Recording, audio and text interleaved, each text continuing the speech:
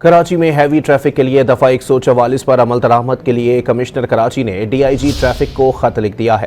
مزید جانتے ہیں ڈان نیوز کے نمائندے خاور حسین سے۔ خاور، بتائیے گا خط کے مندرجات کیا ہیں؟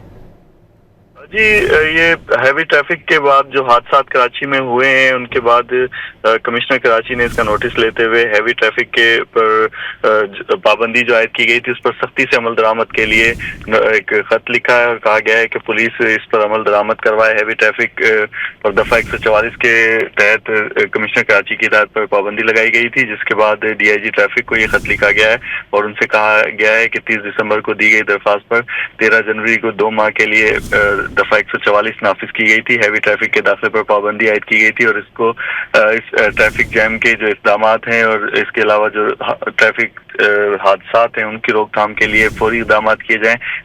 ہیوی گاڑیوں پر پابندی سے متعلق سپریم کورٹ نے 21 اگست 2007 کے فیصلے پر عمل درآمد کرانے کا احکامات دیے گئے تھے اور سپریم کورٹ کے فیصلے کے تحت صبح 6 بجے سے رات 11 بجے تک ہیوی ٹریفک کے داخلے پر پابندی عائد کی گئی تھی۔ بدقسمتی سے ہیوی گاڑیوں کی وجہ سے حادثات ہو رہے ہیں۔ افسوسناک حادثات میں 9 افراد کی جانیں چلی گئی ہیں۔ اس خطرے کے صورتحال کے پیش نظر مزید جانوں کو بچانے کے لیے اقدام اٹھایا گیا ہے کہ دفعہ 144 کے تحت شہر میں ہیوی ٹریفک کے داخلے پر پابندی عائد کی گئی ہے۔ جی، بہت شکریہ خاور۔